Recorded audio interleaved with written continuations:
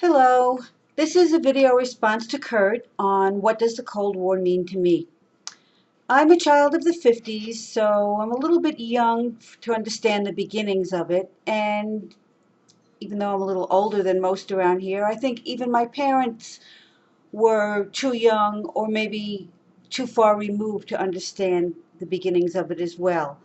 Um, they never were in any kind of profession that they could ever get blackballed by McCarthyism. And also because of our ethnic background, I think they were probably more interested in the Valachi hearings than what was happening in Russia. Um, my parents were born here, so that makes me second generation. However, their sisters and brothers, each of their sisters and brothers, were all born in Italy. So I'm pretty Americanized, or I am American. Not even a word of Italian. You think they could have taught me some? No, only when they wanted to curse and, say things. In any case, that's an aside. But what I remember from being young is the first memory I could have, and it's amazing that this came back to me, is the air raid shelters and the practice drills that we had in grammar school.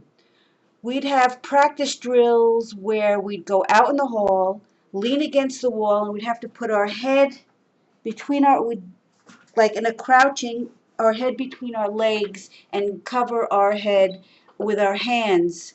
We'd have the air raid drills. These weird noises would go off, sort of like fire drills, but they were air raid drills.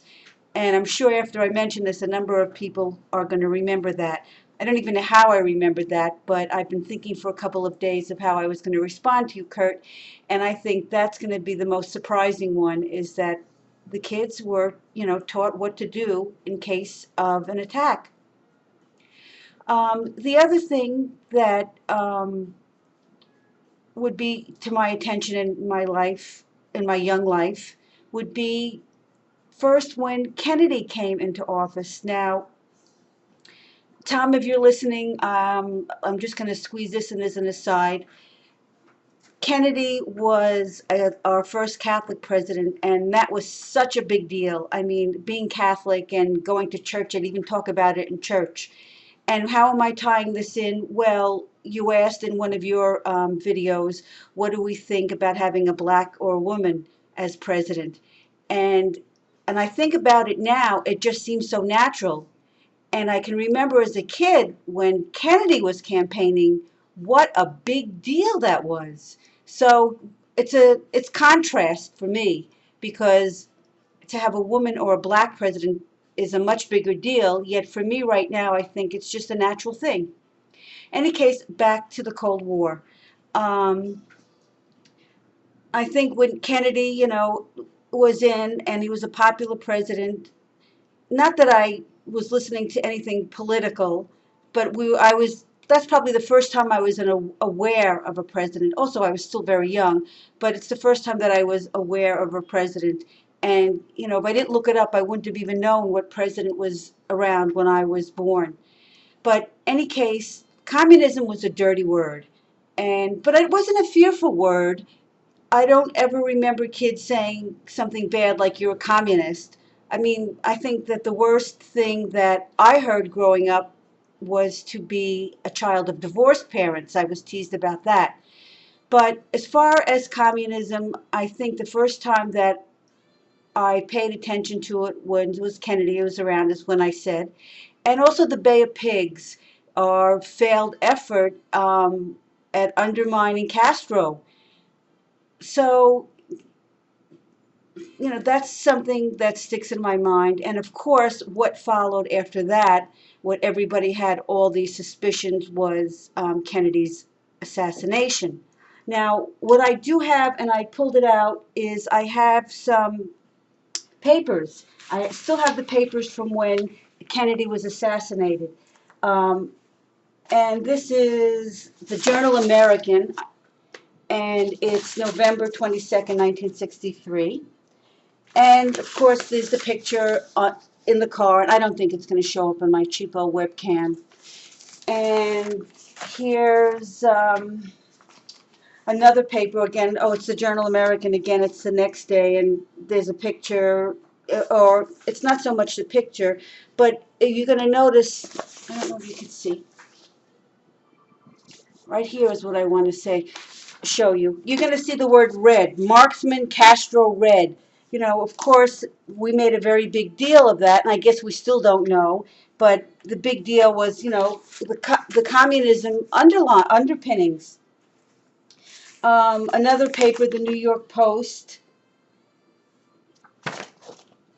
from then, and then on the back, of course, is Jackie with her bloodstained skirt. I can't know which way to point. I think people have seen that picture many times. Um, but one of the things, oh, here's the Long Island Press. I think we lived in Long Island at that point. Look at the words, Marx is held as JFK assassin. So, you know, those were, I mean, that was a big thing in the headline, communism. Now, here's another thing I noticed, and I didn't really read these articles again. I just wanted to drag them out.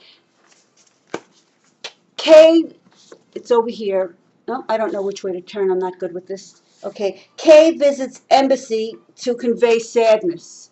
Well, K is Khrushchev. Imagine, I mean, if you just say a letter of some dignitary now, we don't know who you're talking about, but Khrushchev had to be such a common word that all we needed to say was K to convey who he was. So I thought I'd share those papers. And, well, gee, I guess that's how I'm going to end it, because I don't remember what else I was going to say. I got all wrapped up in these old newspapers. Um, oh, one other, there's always an addendum, I guess. The thing I noticed about these papers, it's a Newsday, it's a New York Post, it's a Journal American, which doesn't exist. That's a New York paper. I don't know when it went under, but many, many years ago. Even people in the New York area might not even remember it. So Journal American, Long Island Press. What I notice here, and this is a reflection on my personal life, is there's no New York Times.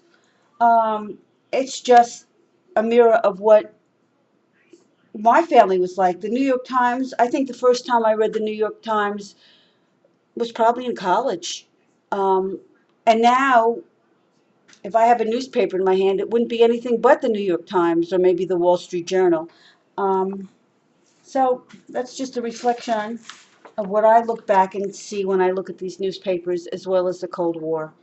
So, Kurt, I hope I gave you a little light. Oh, yeah, there's always something. This is at least a funny one. The Russians. In our house, there was always the expression like, do you have to eat like the Russians are coming? Like you're eating too fast and you eat shoveling it in, or you're hiding it? What are you hiding it from, the Russians or something? There was always, and I would say that would have to be in the early 60s. I mean, well, late 60s, I was gone already, but any case, that's always brings a chuckle. And I don't even know how I remembered that, but you know, stop eating like the Russians are coming. And that's my few cents on the Cold War. And thanks for giving me the opportunity to think about this, Kurt. I really enjoyed trying to reflect back on something of my youth that I wouldn't necessarily have thought about again. Good evening.